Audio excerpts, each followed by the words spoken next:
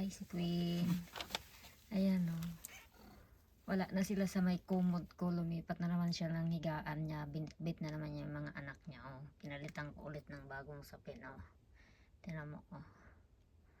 Ayan na naman sila. Oh. Tulog. Mga puyat. Ilang days na lang. Mga anak niya kakain na itong mga February 12. Ayan oh. Tulog ang mga anak niya. Oh. Ayan.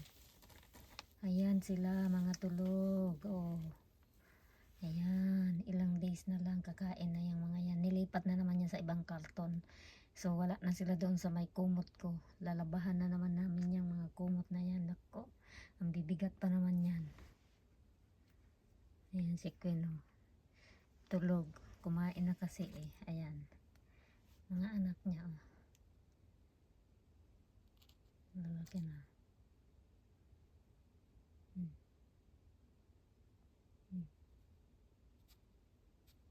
Ayan sila. Naglipat na naman sila ng higaan. Diba? Diba?